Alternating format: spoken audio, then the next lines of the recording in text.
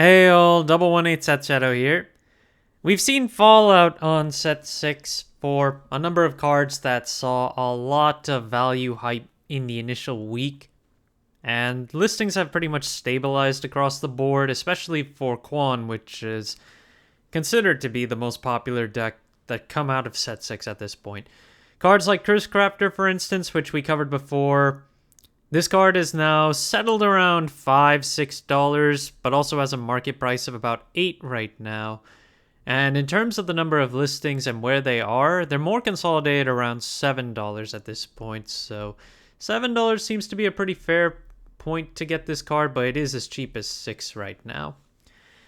We'll just have to see where it goes forward with it, although Quan himself is also at 24 listings right now, and the price has dropped from a high of 35 to a low of about 24 now, and it has 24 listings with a market price of around $27.50. And in terms of consolidation for this one, there are 15 copies available from a single seller at $25 right now, and overall, the number of listings that have actually been selling have been dropping over time as players have pretty much decided on what decks that they're going to play coming into set 6, and there are a few that are favorable at this point. The two leaders that you can get from set 6, the first one is a Forestcraft leader, Licorice Soothing Venom, which I had initially thought that they forgot to censor this card when I first took a look at it, but then after looking at the Japanese copy, I realized there were some more subtle things that actually got centered on this one.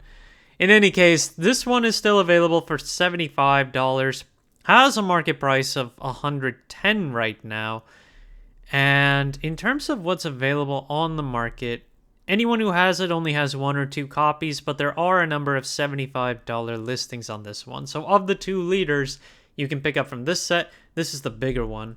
The second one is Oracle of the Waterworm.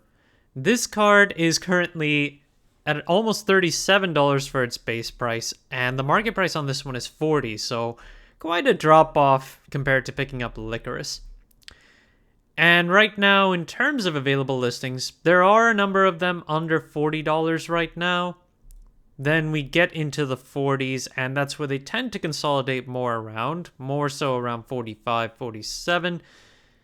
But this one does sell a little bit. In terms of the number of quantities, it's still only been in the single digits, and overall the market price has been on a decline like with Licorice. But given that this set only has the two leaders, and you're guaranteed a leader within the cases, it's much easier to pick these up in comparison to some other sets. Levantine Dragon. We haven't covered this one in a while. It should be getting new support down the line, and we have legendary listings for the base version at about $8 right now, which is a little higher than the market price, and consolidation wise, more so around $8, so not too difficult of a pickup. I mean, when there was support initially announced for this in Japan, this shot up in value when set 3 first came out, but at least now it's back under the $10 mark. If you're looking for the leader, Light Tenryu, right now he's currently at $33, a drop off from the current market price of $46.50, and availability wise, nobody seems to have more than a single copy of this card, and most of them are $38 and lower, and then they eventually get back up into the 40s, but they're all significantly cheaper than what the market price is right now. While Mysteria is not a trait in the real game right now, Mysteria is still an archetype you might want to look at if it gets more support down the line. So we've got the ultimate rare of Bell of Mysteria, which is currently $22 to pick up on the cheap side, with a market price of about $26. And this one has been selling sporadically, but it really doesn't sell more than 1 copy every so often.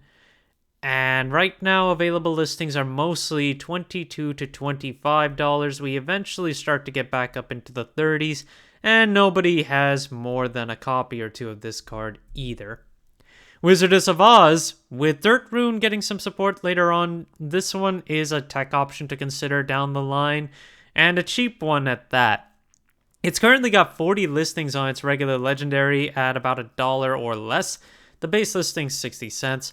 The super legendary is available for about $5, and then the ultimate rare is at 23 right now with a market price of almost 28. Ogre Recap has dropped off quite significantly, even with the announcement of a new Umamusume collab set coming up. We don't know anything about it yet, so we don't know which old support cards might continue to see more value.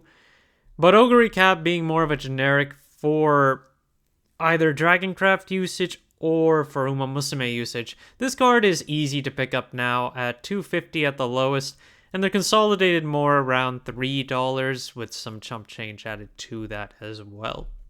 There's also Riko Kashimoto, which as a neutral can be played in any deck whatsoever. So whether or not Umamusume gets support for this card, it's highly unlikely you're going to see support directly for this card, as this can just be played in almost anything. Right now, the market price of this card is almost $14, and we have $10 listings across the board. There's consolidation at $10 as well, so not a difficult pickup. Talking a little bit about the first anniversary promo tokens, the Fairy is the most popular one to sell right now, and also the most expensive. $13 for the base listing, and the market price is currently at $11. And in terms of consolidation here, all the listings that are available are mostly $13, $14 when you consider shipping. So actually they get up to about $15, $16 when you look at the more consolidated ones. So the Fairy is still the most expensive, and in this format, one of the more popular ones to pick up. One to look out for in the future, though, is going to be the Forest Bat promo, where vampires are looking to be a bigger deck later down the line. Right now, we're looking at about $6.50 to pick up for the base price, and the market price is closer to $8. And if we take a look at where they're at right now, they're mostly consolidated around $8, a little bit lower than that, but this is definitely one to watch out for as we get to set, it's either set 8 or 9 if I'm not mistaken. Angelic Snipe's promo has dropped off from its hype pricing again, but it's still a $10 card to pick up right now with a market price of about $12.42. 13 listings overall, and they're still consolidated. Actually, we do have some consolidation around $9, so overall a little cheaper than the hype pricing that we saw before. And this one will probably just keep on going back and forth as it gets used and unused in certain deck formats. A quick look at Glory Finder. The promo version of Genesis of Legend is really cheap to grab right now. But again, with Glory Finder being a Highlander format where you only need one of each card, not too surprising that they would be cheap to pick up, even for easy to get promos like this, where I think it was just entry if you entered into a Glory Finder format.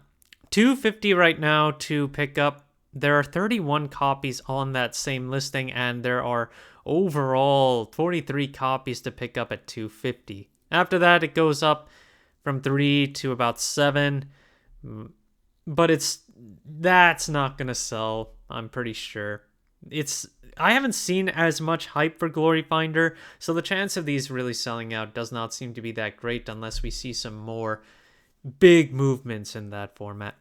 The foil version of Fairy Circle, which you can pick up from set 1, wanted to see where this is at, given that Amata's Fairy is one of the more popular decks this format, and it doesn't look like anyone's actually been buying this one.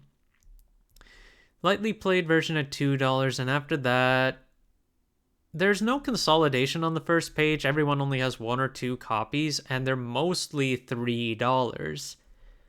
And I guess anyone who already had this, those are the players who are really looking to play Amata's anyway. Maybe that's why we're not seeing as many sales. But this is a 3 of an Amata's. One thing that did get bought out, though, after I talked about it, is Spinaria, Keeper of Enigmas. This card was about $3 the last time I talked about it, but it was short on listings. And now the base listing is closer to $18, and there are no super legendary copies left on the market of this card. There is going to be a promo version of this for the next Shadowverse Showdown series with an alternate art. So Given that Spinaria mostly plays in Amatez, I would imagine that's going to be pretty big to pick up as well.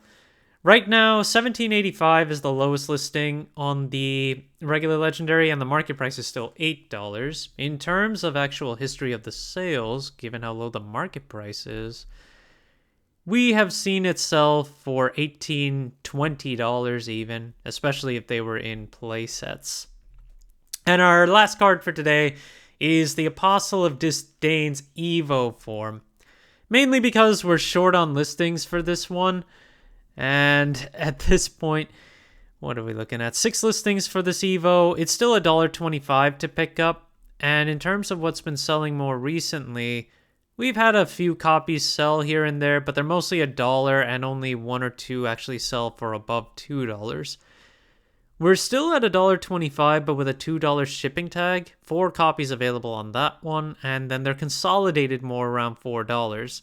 Not too unexpected of an Evo version.